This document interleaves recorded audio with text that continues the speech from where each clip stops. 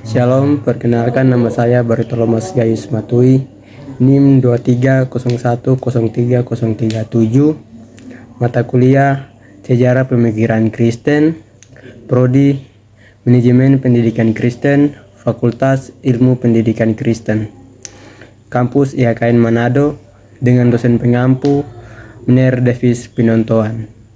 Baik, di sini saya akan menjelaskan tentang materi Santo Thomas Aquinas tahun 1225 sampai tahun 1274. Thomas Aquinas tahun 1225, Aquino, Italia, Fossa Nova, Italia, 7 Maret 1274. Kadangkala juga disebut Thomas dari Aquino. Bahasa Italianya Tommaso de Aquino adalah seorang filsuf dan ahli teologi ternama dari Italia. Ia terutama menjadi terkenal karena dapat membuat sintetis dari filsafat Aristoteles dan ajaran gereja Kristen.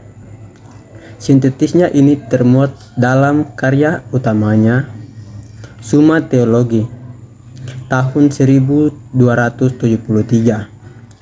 Ia disebut sebagai ahli teologi utama orang Kristen, bahkan ia dianggap sebagai orang suci oleh gereja Katolik dan memiliki gelar santo. Berikut kehidupan Santo Thomas Aquinas atau Thomas Aquinas. Aquinas merupakan teolog skolatis yang terbesar. Ia adalah murid Albertus Magnus. Albertus Magnus mengajarkan kepadanya filsafat Aristoteles, sehingga ia sangat mahir dalam filsafat itu. Pandangan-pandangan filsafat Aristoteles diselaraskannya dengan pandangan-pandangan Alkitab. Ialah yang sangat berhasil menyelaraskan keduanya sehingga filsafat Aristoteles tidak menjadi unsur yang berbahaya bagi iman Kristen. Pada tahun 1879, ajaran-ajarannya dijadikan sebagai ajaran yang sah dalam gereja Katolik Roma oleh Paus Leo VIII dalam angka Romawi. Thomas dilahirkan di Roccasecca, dekat Aquino, Italia, tahun 1225. Ayahnya ialah Pangeran Landulf dari Aquino. Orang tuanya adalah orang Kristen Katolik yang saleh. Itulah sebabnya anaknya Thomas pada umur 5 tahun diserahkan ke biara Benedictus di Monte Cassino untuk dibina agar kelak menjadi seorang biarawan. Setelah 10 tahun Thomas berada di Monte Cassino, ia dipindahkan ke Naples untuk menyelesaikan pendidikan bahasanya. Selama di sana, ia mulai tertarik pada pekerjaan kerasulan gereja dan ia berusaha untuk pindah ke Ordo Dominikan, suatu ordo yang sangat berperan pada abad itu. Keinginannya tidak direstui oleh orang tuanya, sehingga ia harus tinggal di Roccasecca setahun lebih lama. Namun tekadnya sudah bulat, sehingga orang tuanya menyerah kepada keinginannya. Pada tahun 1245, Thomas resmi menjadi anggota Ordo Dominikan. Sebagai anggota Ordo Dominikan, Thomas dikirim belajar pada Universitas Paris, pada universitas yang sangat terkemuka pada masa itu. Ia belajar di sana selama 3 tahun, pada tahun 1245 sampai 1248. Disinilah ia berkenalan dengan Albertus Magnus yang memperkenalkan filsafat Aristoteles kepadanya. Ia menemani Albertus Magnus memberikan kuliah di Stadium General di Cologne, Prancis pada tahun 1248 sampai 1252. Pada tahun 1252, ia kembali ke Paris dan mulai memberi kuliah biblika pada tahun 1252 sampai 1254. Dan Sentences, karangan Petrus Abelardus tahun 1254 sampai 1256 di Convent St. Jacques, Paris. Kecakapan Thomas sangat terkenal sehingga ia ditugaskan untuk memberikan kuliah-kuliah dalam bidang filsafat dan teologi di beberapa kota di Italia, seperti di Anagni, Orvieto, Roma, dan Viterbo. Selama 10 tahun lamanya. Pada tahun 1269, Thomas dipanggil kembali ke Paris. Ia hanya 3 tahun berada di sana karena tahun 1272 ia ditugaskan untuk membuka sebuah sekolah Dominikan di Naples.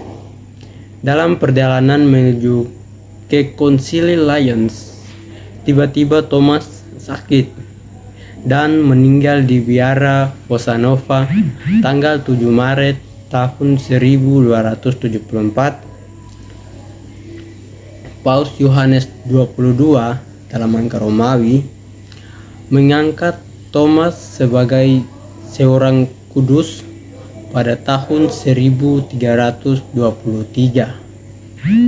Berikut ada ajaran Thomas Aquinas.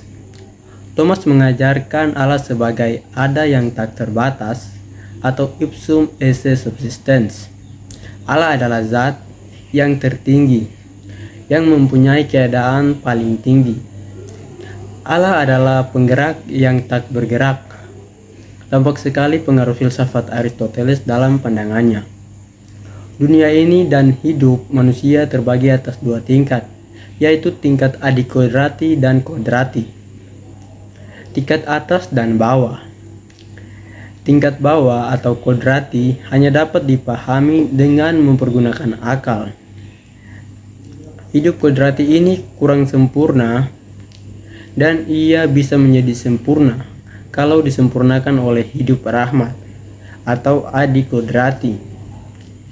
Tabiat kodrati bukan ditiadakan, melainkan disempurnakan oleh rahmat. Demikian kata Thomas Aquinas. Mengenai manusia, Thomas mengajarkan bahwa pada mulanya manusia mempunyai hidup kodrati yang sempurna dan diberi rahmat Allah. Ketika manusia jatuh ke dalam dosa, rahmat Allah atau rahmat adikodrati itu hilang dan tabiat kodrati manusia menjadi kurang sempurna. Manusia tidak dapat lagi memenuhi hidup kasih tanpa bantuan rahmat adikodrati. Rahmat adikodrati itu ditawarkan kepada manusia lewat gereja. Dengan bantuan rahmat adikodrati itu, manusia dikuatkan untuk mengajarkan keselamatannya dan memungkinkan manusia dimenangkan oleh Kristus. Mengenai sakramen, ia berpendapat bahwa terdapat 7 sakramen yang diperintahkan oleh Kristus, dan sakramen yang terpenting adalah Ekaristi atau Sacramenturum. Rahmat adikodrati itu disalurkan kepada orang percaya lewat sakramen. Dengan menerima sakramen, orang mulai berjalan menuju kepada suatu kehidupan yang baru dan melakukan perbuatan-perbuatan yang baik yang menjadikan ia berkenan kepada Allah. Dengan demikian, rahmat adikodrati sangat penting karena manusia tidak bisa berbuat apa-apa yang baik tanpa rahmat yang dikaruniakan oleh Allah. Gereja dipandangnya sebagai lembaga keselamatan yang tidak dapat berbuat salah dalam ajarannya. Paus memiliki kuasa yang tertinggi dalam gereja dan Pauslah satu-satunya pengajar yang tertinggi dalam gereja. Karya teologis Thomas yang sangat terkenal adalah Summa Contra Gentiles dan Summa Theologia.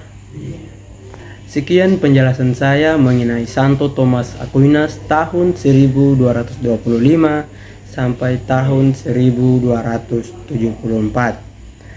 Terima kasih.